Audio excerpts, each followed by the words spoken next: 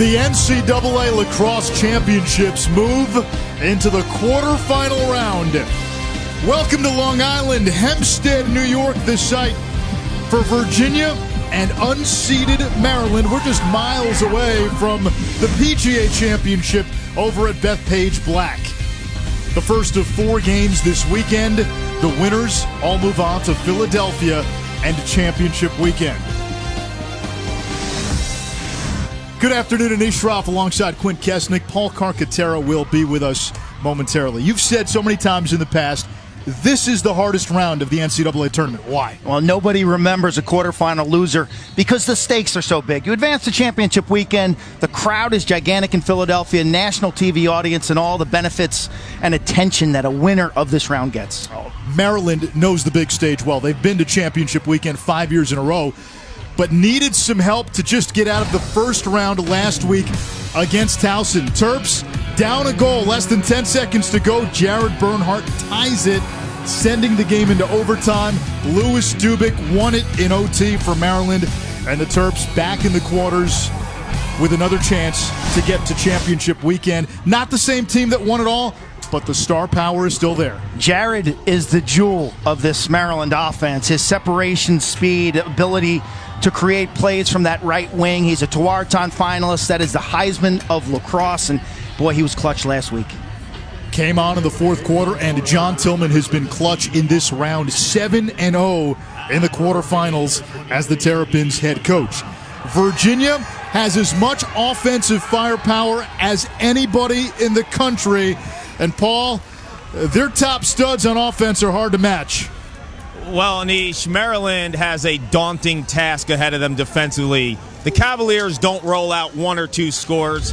They have the big 5. And it starts with their quarterback, Matt Moore. He's got the vision, leads the team in assists, and sees through opposing defenses. Who's he looking for? Well, the goal scorer. That's Ian Laviano. Opportunistic. He's got a right-handed shot that blazes past goaltenders. Doc Aiken, he's a Mack truck who throws absolute darts and missiles from downtown. You focus on him, well, don't forget about Michael Kraus, the slasher, owns one-on-one matchups and has that lethal lefty shot. And then finally, Ryan Conrad. Is there anything he can't do?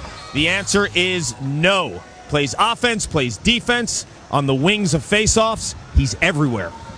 The Cavaliers trying to get to championship weekend for the first time since 2011.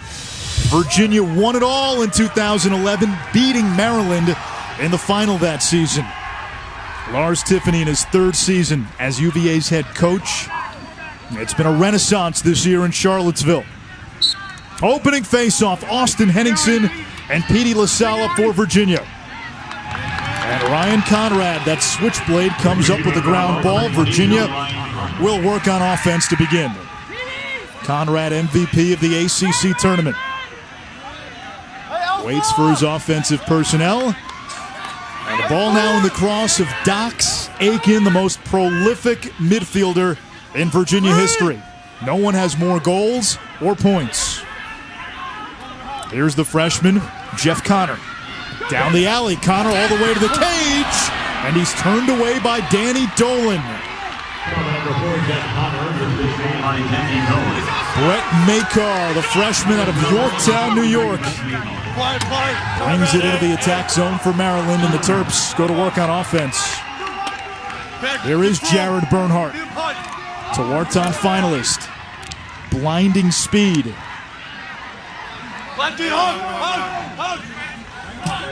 Over to Logan Wisnauskas, soft-spoken sophomore, nicknamed Groot.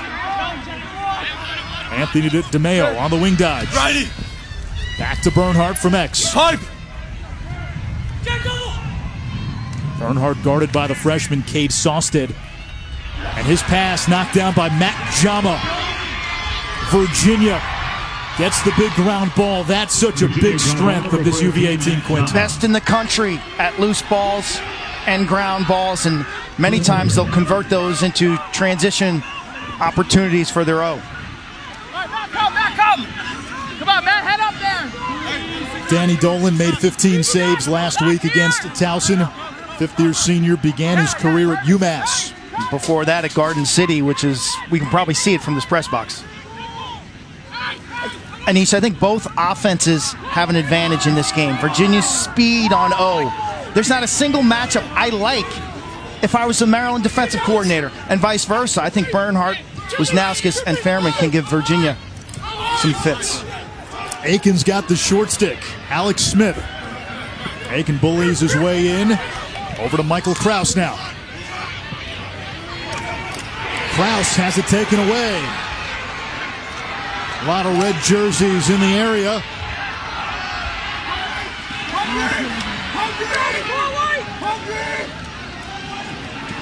Look at this scrap. This is great.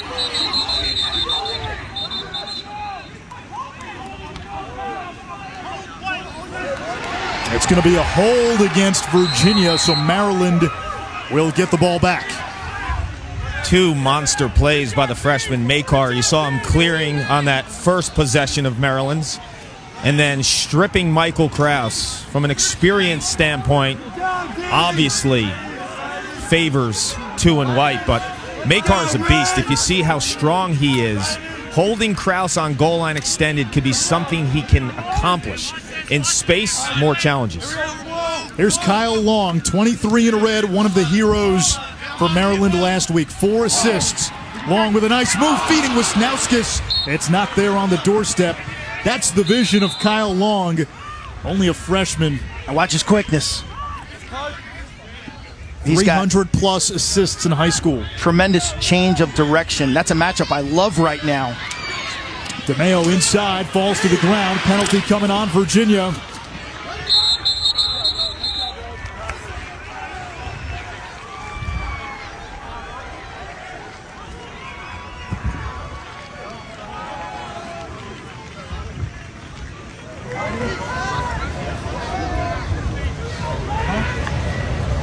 White, number 9. Trip, 1 minute. 9 White, Trip, 1 minute. That's Will Rock into the box. Officials today, Mike McCloskey, Mike Harold, and Dan Ferry. Time of the penalty, 3:34 of the first.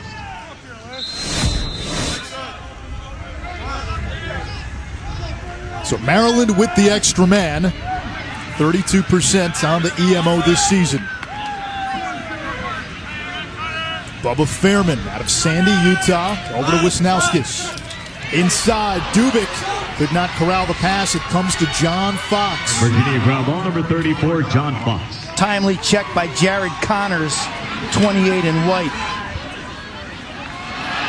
Failed clear by Virginia, so Maryland has it. 30 seconds to go on the extra man.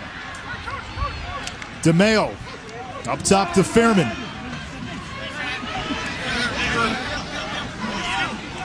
Now Bernhardt from the wing, a bounce shot and a score. The Tewaaraton finalist, who did not get into the scoring column till the fourth quarter last week with the first tally of this quarterfinal round.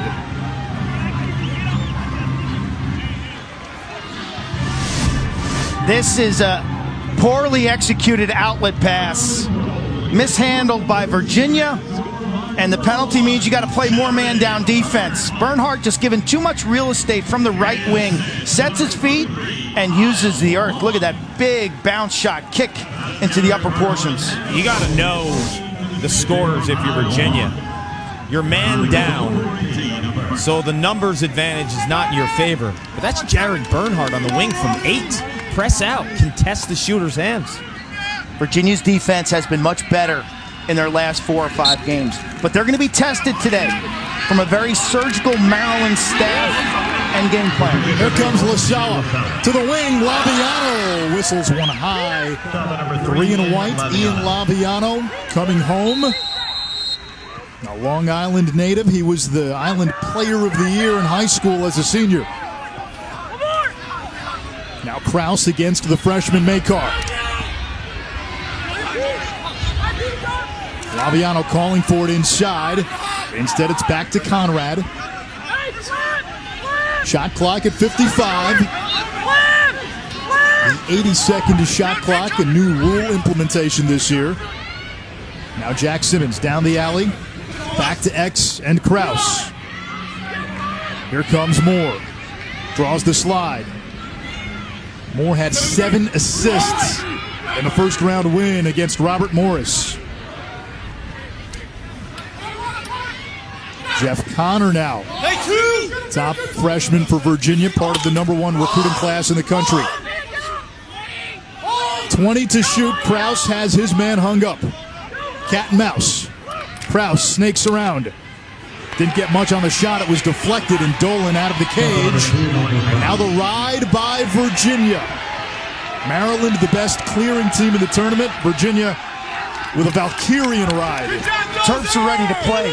You see it in their defensive posture. You feel it on their bench. Love that defensive fundamentals they executed. And Virginia's looked a little like kind of hero ball, Anish. One guy dodging, everyone else standing around and watching. Yeah, we wondered how experience would play this afternoon. Virginia's storied program and all.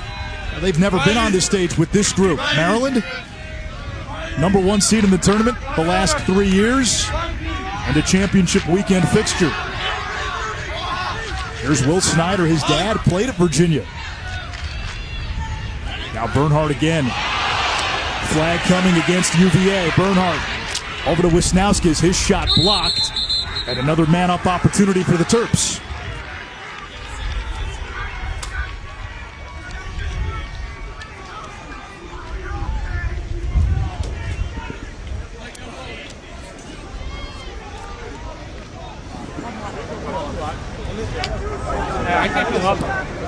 Point, number 11. Hold 30 seconds. 11, 30 seconds. Hold. That's the freshman from Highland Park, Texas, Sawstead. Sawstead gets him right up at the head, and something to look at in this matchup, gentlemen. Two of the prolific offensive players on each team being defended by a freshman. Sawstead on Bernhardt, and then Makar on Kraus. So baptism by fire here in the NCAA tournament for these young bucks. Maryland swings it back to X. Kyle Long over to the wing. Now Wisnauskas up top to Fairman. Takes the pass to Bernhardt, feeding inside. Alex Rode the denial. Something to watch today. Maryland in its 12 wins, 38% with the extra man. In their 4 losses, 1 for 9 with the man up. Out ahead to Aiken. It gets past him. And another turnover for Virginia. A little sloppy clearing the ball today. Makar gets leveled out of bounds. No flag.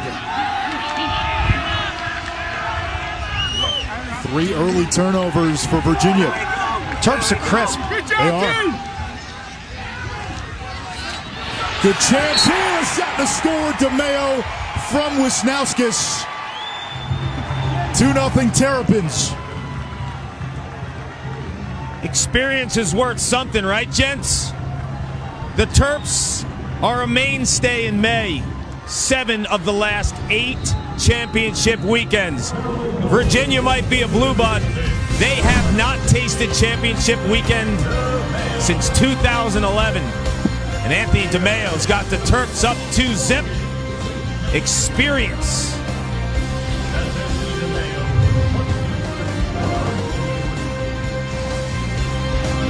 The NCAA Men's Lacrosse Championships is brought to you by Capital One. What's in your wallet? And Geico. 15 minutes could save you 15% or more on car insurance. Anish Shroff, Quint Kasnick, Paul Carcaterra with you from Hempstead, Long Island. It is Maryland, a 2-0 lead on Virginia. And look at has been the king of comebacks in college lacrosse this season. They rallied from 4 down this year in the 4th quarter to win against Syracuse and Brown. North Carolina in the ACC semis. They erased a 5-goal deficit against Notre Dame. Do they have one more comeback? Conrad has been the guy down the stretch. He scored the last 2 goals, and Kark with Aiken, Moore, and Kraus not putting up their usual numbers. This might be on Conrad. Yeah, but he's basically having a Herculean effort here, 22 in white.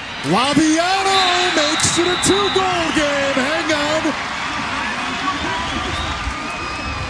And there is a flag.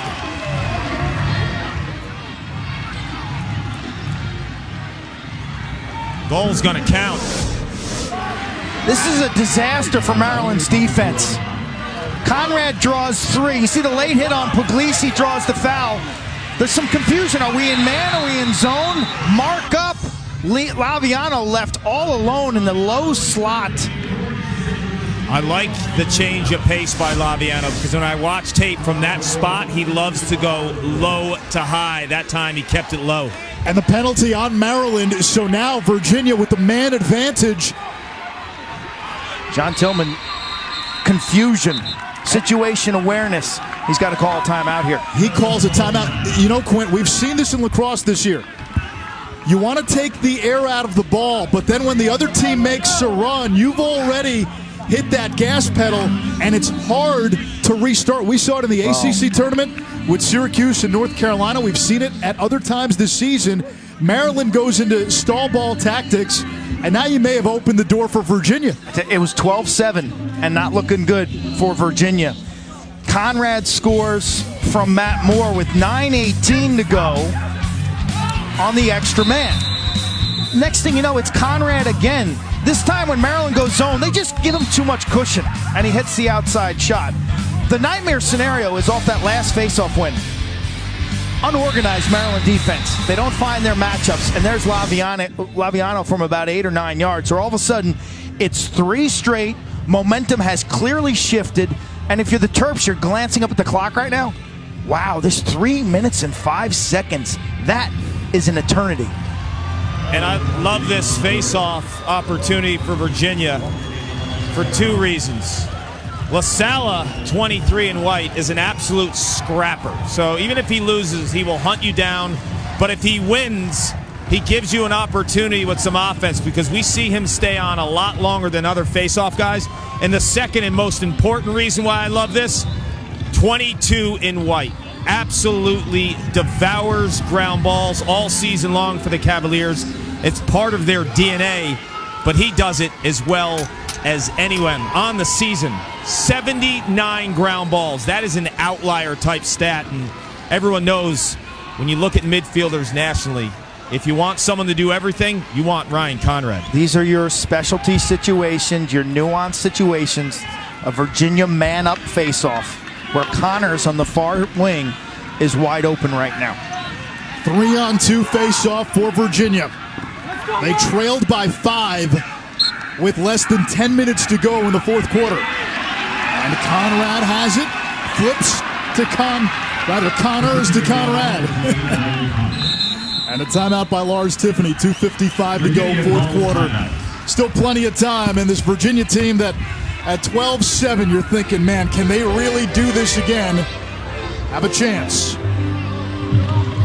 NCAA lacrosse coverage continues next Saturday. That's May 25th. It's the semifinals from Philly, noon Eastern, ESPN2. For more info on the Men's Lacrosse Championship, log on to NCAA.com, your official online home for all 90 NCAA championships.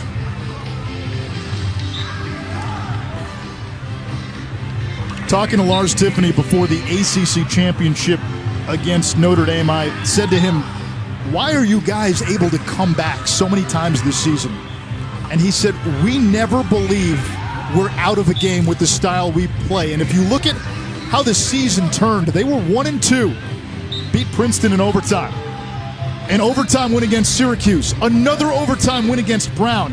And in those Syracuse and Brown games, Q, they were left dead to rights, but found a way. They were down 10-5 in the fourth quarter, third quarter against Notre Dame. Done, right? Wrong. They are fairly deep. They play a lot of folks. They have great endurance. This is a team that trains to play 60 minutes. You know, they're real believers in speed and fitness. You know, Sean Kerwin, the offensive coordinator for Virginia, is a bright young star in the coaching profession. And in the offseason, his name will be attached to a bunch of openings. He's always had a vision in terms of adjustments, and On this extra man, you look at Ryan Conrad in tight, right in front of the crease, 22 in white, and then Ian Laviano parked behind the cage towards that right goal line extended area. Look for some sort of an exchange between those two guys.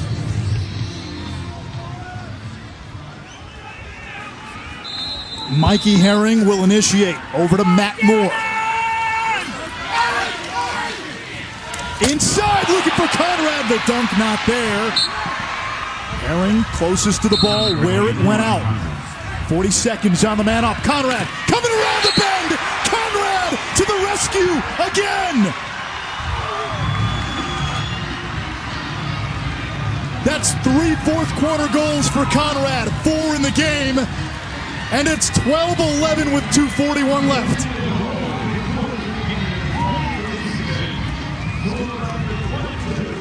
Senior trying to extend his season. Trying to get Virginia back to where he thinks they belong. The initial miss. And now keep your eyes on 22. He'll just curl topside and present that visual target. And so cool and calm. Buries that one. 5-0 on Dolan. He has become a scorer late in the season. 5 goals in round 1. He was the MVP of the ACC tournament. 14 of his 28 goals have come in the last 4 games. That includes today.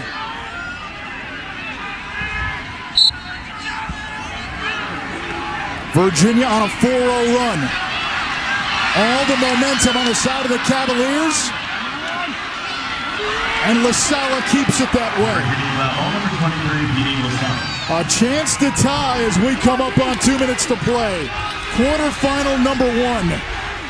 Winner to the semis. Duke and Notre Dame take the field after this one.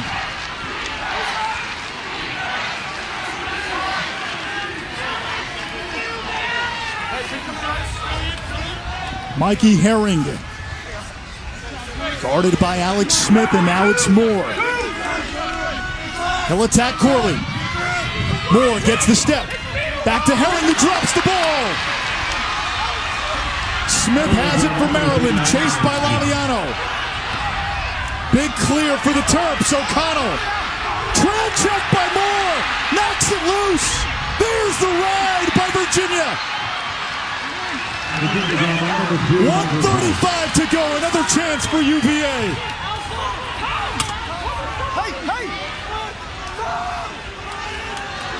Aiken against the short stick. Krause! It hits the crossbar. Virginia still has it. New 80-second clock. Wow, they're calling it a goal. Are you kidding me? Are you kidding me? Wow! Maryland's bench in stunned disbelief.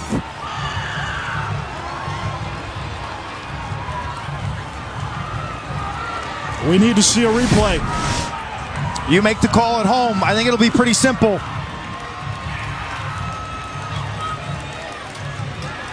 That's pipe. That's 100% pipe. Wow. Ball must entirely cross the goal line. There's no replay in NCAA lacrosse, and this is one of the most unfortunate calls that I've seen in watching this tournament for the last 40 years. Wow. I'm stunned. That's not just a brutal call, and it begs for instant replay. Yeah, no official review either. So we have a tie game with 1:14 to go. If Maryland loses, boy, that's a bitter pill to swallow. Virginia with the faceoff, and they will call a timeout. The Cavaliers can hold for one shot here at the end of regulation. Down by as many as 5 with 10 minutes to play. A 5-0 run and an awful call. You know, somewhere along the line, one of the other officials has to step up and kind of walk over and say, you know, I didn't see that. I don't think that was a goal. Because, yeah, then I know the net ripples are a little here, but watch the trajectory of the ball. It's off the pipe. the lower portion, so it kicks downstairs. And this is from Super Mo. Slow down as much as we can. And in no universe is that a goal. And this is, you think about the NHL playoffs and the call they had with the hand pass the other day.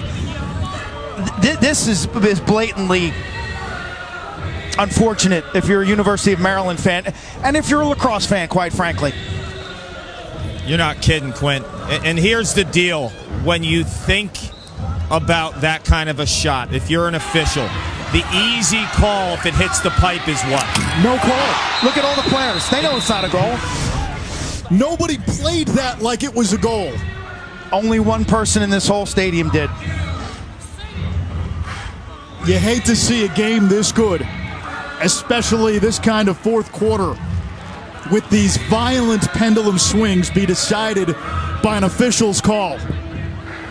Now, I know some people will point to Jared Bernhardt with that foot in the crease earlier, but you know what, Quint? That's a different type of call. That's a call where you give the referee, okay, I understand. He's flying. That's impossible to tell. This one was clear and evident to everybody upstairs, everybody in this stadium. It's a bad call, and it's ruined what was a phenomenal finish to a great game. Well, let's hit that reset button. If you're John Tillman, you have to. And somehow, you got to find the courage, the mental toughness to move forward if you're a Maryland defender right now. Easier said than done, and Virginia offensively right now is expecting zone, so they have two scenarios. They have an offensive play for zone and man. Inside you'll see Mikey Herron eventually and Ian Laviano, but the playmakers behind that have gotten them to this point, Matt Moore and Michael Krause. If they're in man, those guys will be going to the rack. Virginia can hold for a final shot. The Cavaliers have never led in this ball game.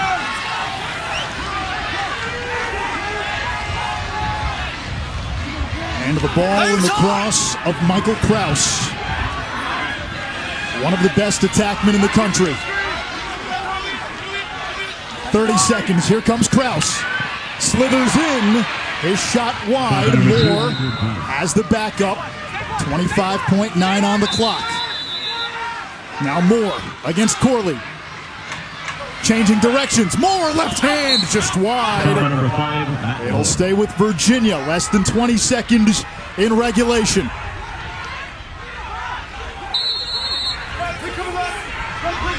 Krause from X.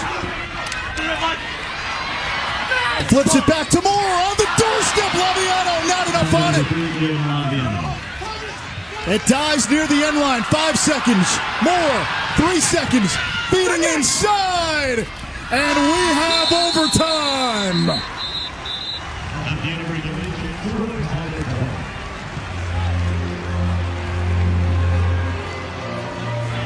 A 7-7 game in the third quarter. Maryland ripped off 5 straight goals. Virginia answered with 5 in a row, the last of which incredibly controversial and one that's going to be talked about for a long time, regardless of how this game plays out.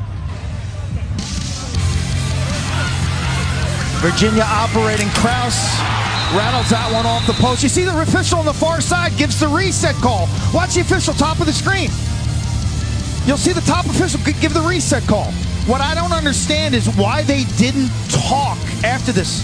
You let that roll, you'll see him, he goes like this, Anish, with the reset call. I don't understand why they didn't talk about it. You know, there are times that the ball will hit the crossbar and bounce underneath into the goal and then kick out. That wasn't one of those times. That did not happen. And so Maryland, instead of perhaps celebrating right now another trip to championship weekend, has to find the wherewithal for another 4 minutes. And for Virginia, you talk about a lifeline, Quint. Now, a program that has tried to get back, so to speak, and a team this year that has battled back so many times. You look at the body language. I mean, You're feeling pretty good if you're Virginia right now. You climb that mountain, all you got to do is put them away. Listen, right now. You're thinking there's somebody upstairs on your side. You're thinking, hey, maybe there's destiny and a little bit of fortunate play when you get a bounce like that, Kark. Dead to rights is what Virginia looked like midway through the fourth quarter. And after that called goal, which everyone in the stadium and people back home watching will question for many, many years, the change of momentum and just the body language and how tense the Terps are after that, because they had some assistant coaches that were riding those refs for a long time after the play. And as easy it is to say, move on to the next play, that is a tough pill to swallow.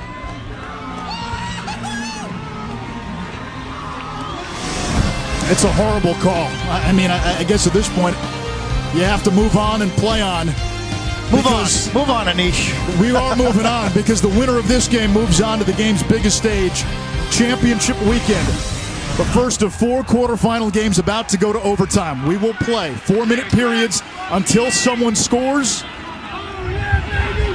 The first goal, the next goal, is the one that wins it. Sudden victory. Henningsen and LaSala at the face-off X. Virginia's won 9 of the last 10. And LaSala makes it 10 out of 11. He's a threat to score if you don't pick him up either. Conrad, 3 fourth quarter goals.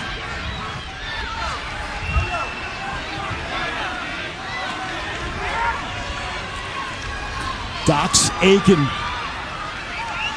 He's had a number of clutch goals this season.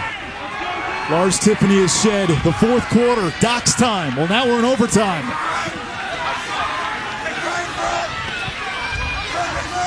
Here comes Kraus against Corley. Kraus over to Moore for the win! Virginia going to championship weekend!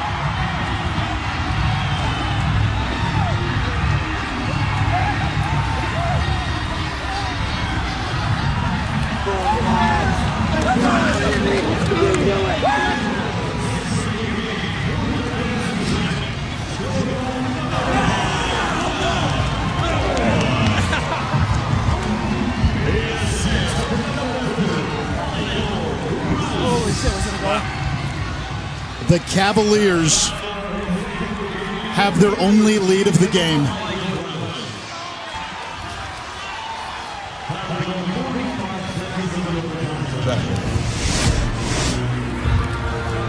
A bitter pill to swallow if you're Maryland. Kraus draws the double team. The defense just sloughs in, giving Moore all sorts of space on the weak side of the formation. Catch, little crow step, and velocity from about 10 yards.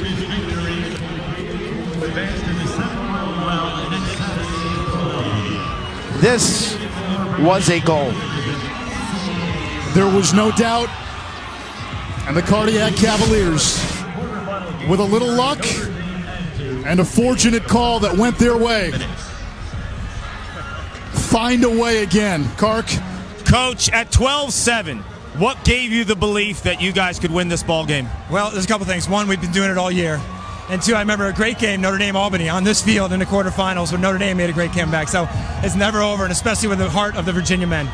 That tying goal, some controversy. Goal or no goal from where you are? Well, I haven't had a chance to see it. You know, I didn't have a great angle on it. We were excited it went in. But how about Petey LaSala? Just keep giving us the ball. And Ryan Conrad, give us the ball. Give our offense enough chances, and we're going to score goals. Petey LaSala was incredible, but your superstar all season long, stats or no stats, is Ryan Conrad. 4 goals, 3 in the second half. Finish this sentence. Ryan Conrad means what to this Virginia team? Yeah, it's going to be a big absence next year, that's for sure. The heart and soul. Like, he's the guy in comm school. He's a fantastic student. He's the president of SATCH, our Student Athlete Committee for Honor. He's the man who wants the ball in the stick at the end of the game. He's Captain America. When you took over 3 years ago, it wasn't always easy. But now you're bringing this program that has tremendous pride back to championship weekend. How does that feel? It feels, I'm so happy for these guys. I'm so happy for the staff. Happy Carla Williams. Thank you for this chance. It's awesome. Enjoy. Awesome. Thank you.